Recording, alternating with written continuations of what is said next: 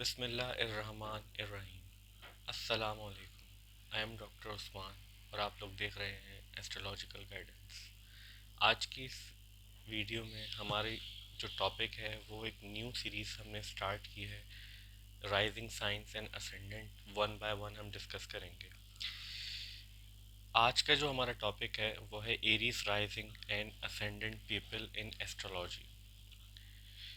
अगर आपको ये चीज़ समझ में हो कि असेंडेंट और राइजिंग साइन क्या होता है एस्ट्रोलॉजी के अंदर, हमने प्रीवियस वीडियो के अंदर सिंपल और डिटेल में समझाया है कि राइजिंग साइन और असेंडेंट जो है वो कैसे बनता है और क्या होता है।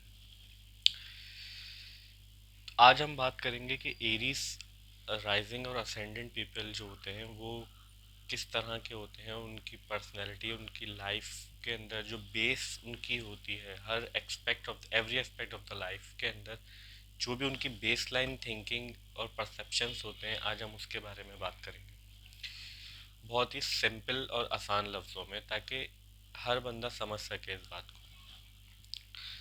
देखें, ये वीडियो शुरू करने से पहले हम इस बात को समझ लें कि एस्ट्रोलॉजी के अंदर, जैसे हमने प्रीवियसली बात की थी, 12 हाउसेस होते हैं एंड 12 साइंस होते हैं, जोडियक साइंस। बट हाउस, पहले हम अगर हाउस को समझें तो ये जो आपके पास एक चौकोर जो बॉक्स है, ये हमेशा फर्स्ट हाउस रहेगा। Second house, third house, fourth house, fifth house, six, seventh, eight, nine, tenth, 11 and 12। Houses की सीक्वेंस हर बर्थ चार्ट के अंदर, जब भी आप अपना बर्थ चार्ट बनवाएंगे वैदिक एस्ट्रोलॉजी के अकॉर्डिंग, तो कुछ इस तरह का चार्ट आपको नज़र आएगा। तो चार्ट के अंदर जो हाउस की सीक्वेंस है, चाहे उसके अंदर नंबर लिखा हो 1 2 3 4 या ना लिखा हो, वो यही रहेगी। ये बॉक्स हमेशा फर्स्ट हाउस ही रहेगा, ये सेकंड हाउस ही रहेगा, इसी तरीके से ये फोर्थ ही रहेगा, ये सेवेंथ ही रहेगा, ये नाइन्थ ही रहेगा। तो जो यहाँ पे हमने देखा होगा आप लोगों ने अक्सर के नंबर्स लिखे होते हैं, वो क्या होते हैं? देखें, वैदिक एस्ट्रोलॉजी के अंदर हम सिंबॉलिकली लेने के लिए जो हमने जो हमारे ज़ोडिक साइंस हैं, इनको हमने नंबरिंग असाइन की हुई है। कैसे? एरीज वन, क्योंकि एरीज जो है, जो हमारा क्रॉनिकल ऑर्डर है उसके अंदर फर्स्ट नंबर पे आता है एरीज, टॉरस दूसरे नंबर पे, जेमिनी तीसरे नंबर पे एंड कैंसर चौथे नंबर पे, इसी तरह सो ऑन। तो ये जो नंबरिंग होती है ये चेंज हो सकती है। ये किस तरह से चेंज हो सकती है? लेट सपोज अगर ये एरीज है, तो अगर यहाँ पे एरीज की जगह वन भी लिखा हुआ होगा तो भी हम यही समझेंगे ये कि ये एरीज असेंडेंट और राइजिंग का चार्ट है। ठीक है।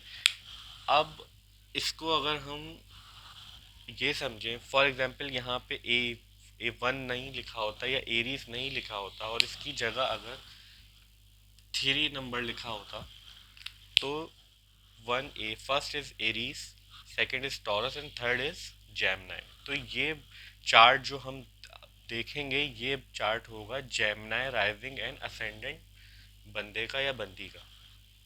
ठीक है। तो ये बात हमें समझ में आई, और इसी तरीके से हमारा असेंडेंट चेंज हो सकता है, और उसी के साथ साथ every aspect of the life आपका चेंज होता जाएगा। क्यों? क्योंकि साइंस चेंज होते जाएंगे डिफरेंट हाउस में। जैसे कि हमने पहले बात की थी, आप इसको इस तरह समझें कि हाउस बेस लाइन, उसके ऊपर जो साइन है वो एक फ्लेवर का काम करता है हमारी थॉट्स एंड परसेप्शन के अंदर, जो कि आहिस्ता आहिस्ता आपको क्लियर होता जाएगा कि ये थॉट्स एंड परसेप्शन और हर हाउस की क्या क्या सिग्निफिकेंस है, जब हम डिटेल में आगे डिस्कस करेंगे।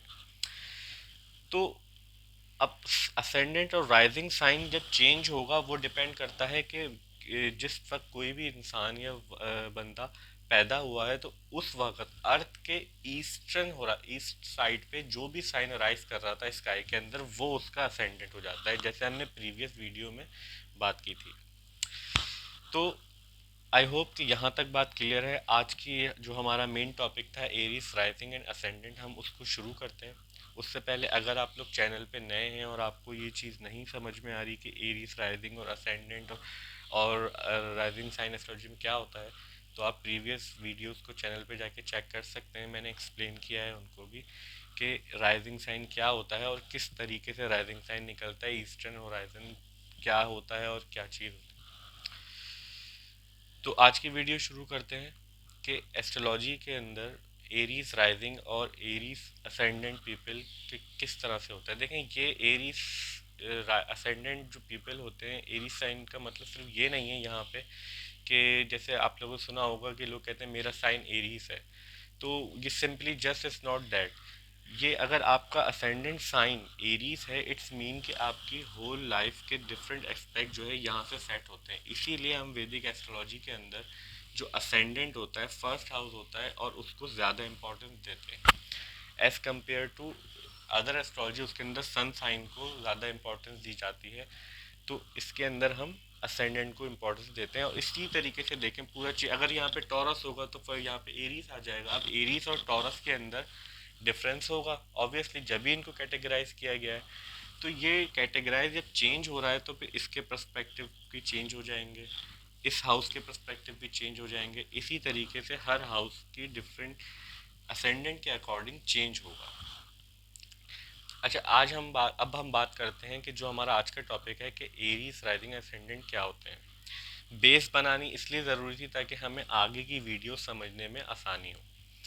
देखिए, एरीज राइजिंग और असेंडेंट पीपल जो होते हैं, ये बॉर्न बाय बर्थ ये एथलीट्स होते हैं, वेरी एक्टिव होते हैं और कम्पिटिटिव होते हैं अपने every aspect of their life. जैसे एस्ट्रोलॉजी के अंदर अब इनका हमेशा, चाहे देखें, अच्छे अच्छा परफॉर्म कर रहे हैं अपनी लाइफ में या बुरा परफॉर्म कर रहे हैं। जैसे आपने देखा होगा, कुछ लोग बहुत ज़्यादा तरक्की करते हैं, कुछ कम करते हैं, कुछ उससे कम करते हैं, कुछ एक्स्ट्रा ऑर्डिनरी होते हैं। ये चीज़ डिपेंड करती है placement of the planet. But आज जो हम बात कर रहे हैं वो ये है कि असेंडेंट बेस लाइन हमेशा यही रहेगी। अब नेगेटिव हो या पॉजिटिव हो, वो पता लगता है प्लेसमेंट ऑफ द प्लैनेट से, मगर हमेशा बेस लाइन यही रहेगी। ठीक है।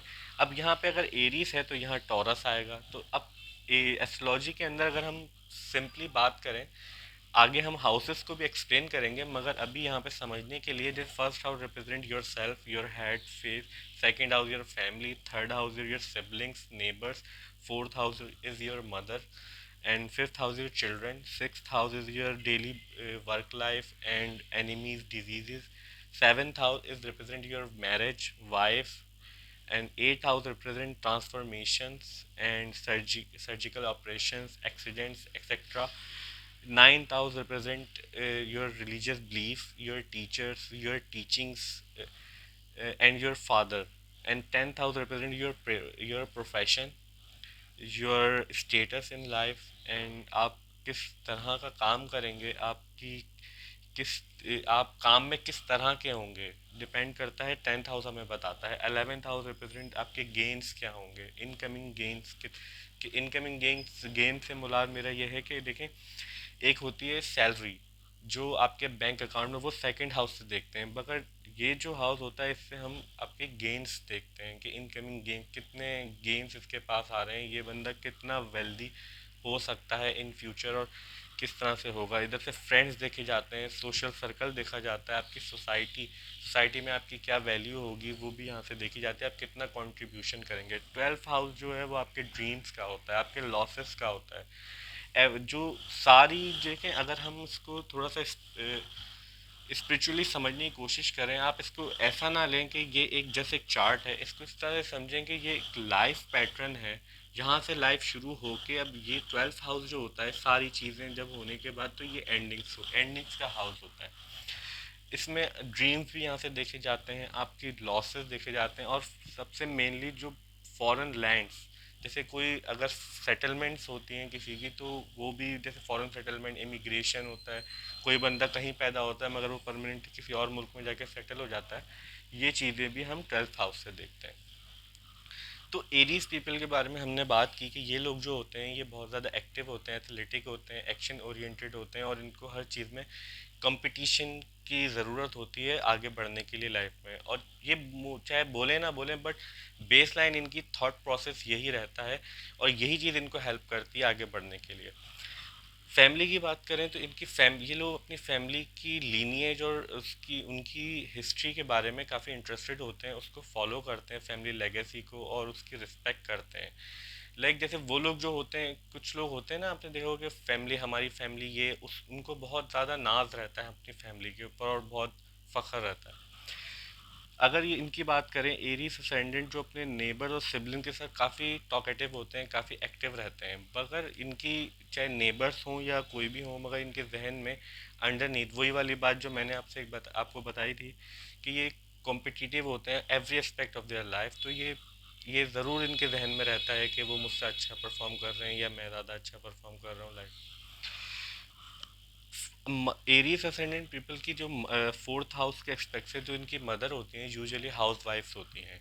क्यों? क्योंकि कैंसर साइन रिप्रेजेंट करता है मून को, मून रिप्रेजेंट करता है मदर को, और इनकी बहुत इमोशनल बॉन्डिंग्स रहती है अपनी मदर के साथ और अपने होमलैंड के साथ। फिफ्थ हाउस जो चिल्ड्रन को रिप्रेजेंट करता है, तो एरीज असेंडेंट और राइजिंग पीपल जो होते हैं, इनकी ये अपने बच्चों के साथ काफ़ी एक्टिव होते हैं। अब इसका क्या मतलब है एक्टिव होने का? मीन्स कि आपने देखा हो कुछ पेरेंट्स ऐसे होते हैं जो अपने बच्चों को स्पोर्ट्स के अंदर भी काफ़ी इंकरेज करते हैं और कॉम्पिटिटिवनेस उनके अंदर, उनको इस बारे में बताते हैं कि कॉम्पिटिटिवनेस क्या होती है और आपको कैसे compete करना है। तो ये हमेशा अपने बच्चों के साथ भी, उनको भी फिजिकल एक्टिविटीज़, स्पोर्ट्स, इस चीज़ में इन्वॉल्व रहते हैं।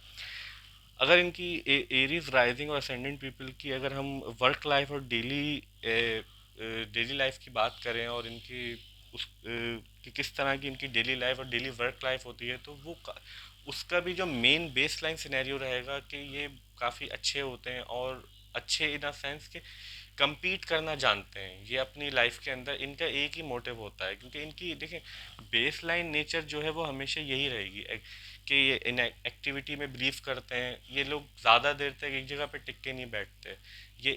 ये इनको हरकत में बरकत वाली बात जो होती है ना, वो इनके समझ में आती है और वही इन पे सूट करती है। एरीज असेंडेंट पीपल की जो, अगर हम मैरिज की बात करें, तो इनकी जो वाइफ होती है वो यूजुअली इनको काफ़ी खूबसूरत वाइफ मिलती है, बट ये अपनी वाइफ के टुवर्ड्स अपनी वाइफ जो होते हैं काफ़ी डोमिनेंट रहते हैं। इसी तरीके से अगर किसी औरत का चार्ट होगा तो उसका जो हस्बैंड होगा वो काफ़ी सेंसिटिव होगा, और वो अपने हस्बैंड के लिए काफ़ी डोमिनेंट नेचर रखेगी।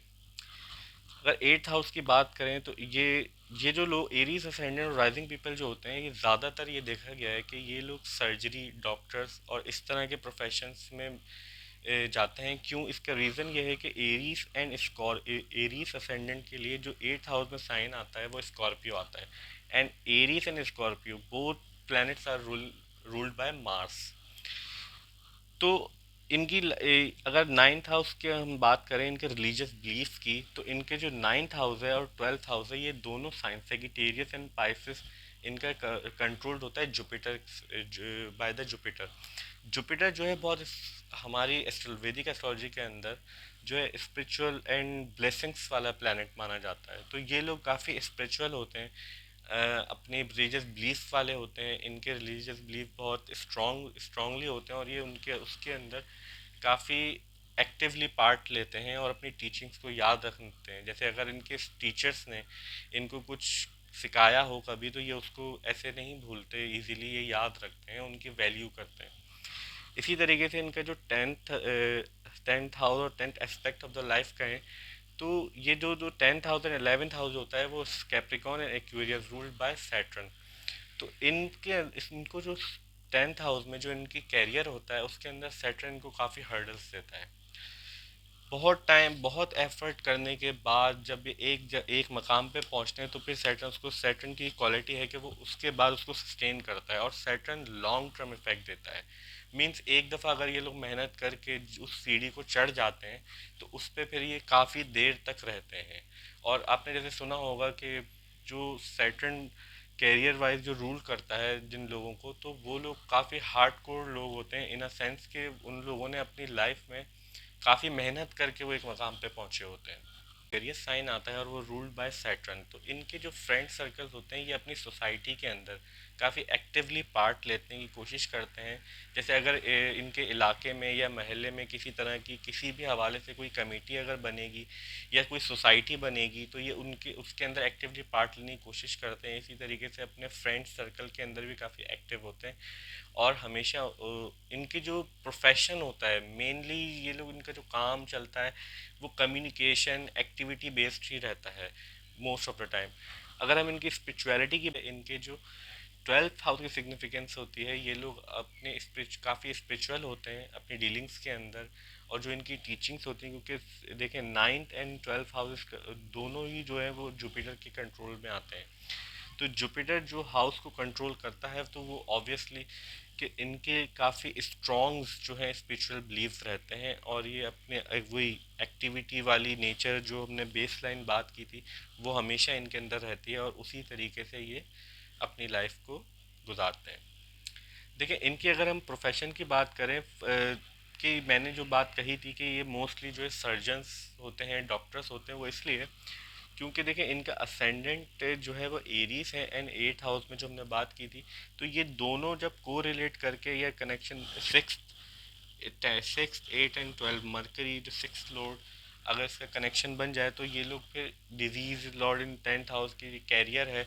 तो हम एस्ट्रोलॉजी में इस तरीके से देखते हैं कि किस तरीके अगर फॉर एग्जांपल मोस्टली बट हम ये नहीं कह सकते ये लोग फैक्ट्री में मशीनिस्ट भी हो सकते हैं बहुत अच्छे मशीनरी के माहिर भी हो सकते हैं मगर depend upon the placement of the planet. But base line जो आपको समझाना है कि ठीक है एरीज राइजिंग असेंडेंट पीपल किस तरह से होते हैं उनका लाइफ मैप का जो बेसिक परसेप्शन होता है वो क्या होता है।